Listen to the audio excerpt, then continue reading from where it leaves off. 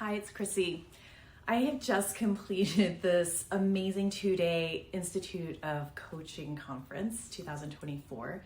It was on the theme of wisdom, and it has just been mind-blowingly good. And one of the ways I process is by encapsulating and distilling the information. So I'm going to make a series of videos to share with you some of my takeaways from these talks. So the very first speaker officially was Gabriella Kellerman, Rosen Kellerman, who recently published the book Tomorrow Mind along with Dr. Martin Seligman. And this talk was entitled Coaching in the Whitewater World of Work. So she drew on this metaphor that previously work was like a steamship heading across the ocean. You would board the steamship, it was very steady and stable, and you would ride it into the sunset. Then it became more like a sailboat, perhaps a large sailboat. There would be some tipping, some shoring up, some tacking to respond to these waters. And now it's more like being in a whitewater raft where you've recently been through some major rapids, you're in some rapids, and you see the rapids coming up without any chance to return to baseline in between. So I thought that was such an apt metaphor, especially for life in medicine. So many gauntlets, and that this is actually very signaling to our nervous system that we are in danger, perhaps life-threatening danger, which we can't really sustain that level of activation, of course. In Tomorrow Mind, they propose this 5-letter acronym, PRISM, which are 5 essential meta skills for high performance so that we can achieve even more than we thought possible.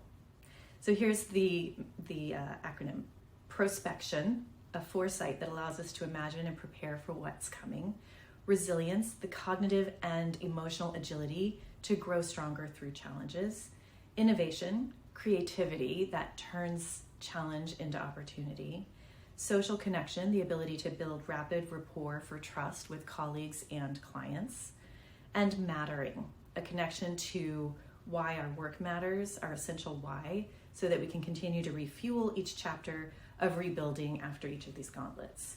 Then she shared a lot about the neuroscience of creativity. It was such an exciting, mind-blowing moment. And I think on a meta level, our creative brains actually listening to that talk, if we were in functional MRIs, would have been lit up like rainbows. So she showed us functional MRI brain images of the brain using different neural networks. For example, the default mode network, which is for imagination and daydreaming. It's like a symphonic, synergistic activation of multiple pathways, which I loved. It works best when we're doing something that requires just enough of our conscious mind, like we are preparing food, for example, or doing a puzzle, or coloring. Meditation is too stimulating. Scrolling on social media is not what we're talking about. So that was imagination, daydreaming, default mode network. Second was awareness, which she called the salience network, scanning the environment for relevant ideas, especially for dangerous relevant ideas. So we're not preoccupied, acute stress is okay. And then there's the focus, executive control network, which is calling to mind important ideas, facts, and data. This helps when we are well rested. This is helped by us being well rested. It's not when we are multitasking, we can't be doing that. And sleep is very important to support this function in particular. And this area, meditation, is an amazing tool. And this is where meditation serves creativity and helps the mind to stay flexible and focused on the task at hand. Here are some practices that she shared for maintaining flexibility and creativity in our mind. Number 1, seek novelty. So the primary function of the direct mode network is to tap into ideas in surprising ways, right? So the principle is to go broader, do things that you're not expecting, take a different route home from work, order something different from a menu that you normally do, meet a new person, go into a new store, just interact in novel ways. I think this is a beautiful place to insert a word about travel, because we immediately go into novelty land when we're traveling, which you might experience as pleasure or threat, I imagine. More to say about that. But seeking novelty and enjoying novelty. 2, dial in immersion. So the kind of thing that we were talking about a moment ago, doing puzzles, coloring, assembling, or preparing food, using enough conscious attention that you can get immersed in flow, and then the brain begins to daydream and generate creative relationships. 3, embrace ambiguity. Going from divergent to convergent phase in the idea creation phase, don't rush that part. Accentuate the exploration and the brainstorm rather than picking and discerning too early. Letting that discovery phase stay open, or living in the question, letting it sort of unfurl and ripen so you don't pick the fruit before it's ripe. Number 4, build creative self-efficacy. Practice believing that you are creative, because in fact every single human has these networks and has creative capacity. And if you ever doubt this, I recommend the book The Creative Act by Rick Rubin, who brings to light how everything can be a creative act. It's so insightful. When we are building creative self-efficacy, we can help others build up that confidence too, to call out when we see somebody doing something creative. And we are not talking about just art making, right? But to see it in ourselves, see it in others.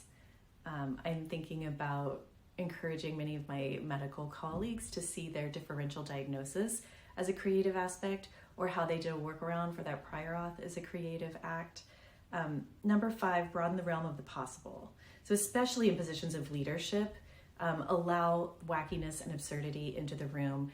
Generate a container where absurd ideas are welcome, because that is often where innovation happens. We don't need to stay safe with our ideas to maintain psychological safety. Number 6 was celebrate smart risks, including failures. Love on the effort and the idea, even if the intended goal is not achieved. And number 7, treat everyone as creative. As I said, everyone is creative. So those kind of draw on individual, team, and organizational levels in order. Individual being the first 3, team being the next 2, and organizational being the last 2. And last, I'll share that Gabrielle Kellerman shared these 4 types of creativity, and you'll recognize these because we all do them. 1 is integration, where you are noticing how 2 apparently different things are the same. This calls to mind fractals and patterns and echoes and harmonics, like finding the relationship between 2 apparently disparate things. Distal thinking, so imagining things that are radically different than the here and now. Figure ground reversal, realizing what's in the foreground is not the most important, but what's in the background actually is. And then finally, splitting, seeing how things that look the same are actually different. So enjoy those concepts. When we bring metacognition to the creative process, it's helpful. And if we know more about the way we're creating relationships and patterns out of apparently different or apparently same things, we get more free association. As an aside, I learned in a course last year that one of the ways that psychedelics work is putting our mind back into the mind of the child, where we have more capacity for free association. So I'm curious about how that might relate to this material in Tomorrow Mind. So in short, creativity is a whole person, whole brain pursuit, and we can do specific behaviors to harness and optimize our creative output, and use sense making. And finally, she shared a Maya Angelou quote: "You can't use up creativity. The more you use, the more you have." I hope you enjoyed this quick summary. It was amazing. Tomorrow Mind is totally going to be an amazing book if you haven't read it already. See you in the next video.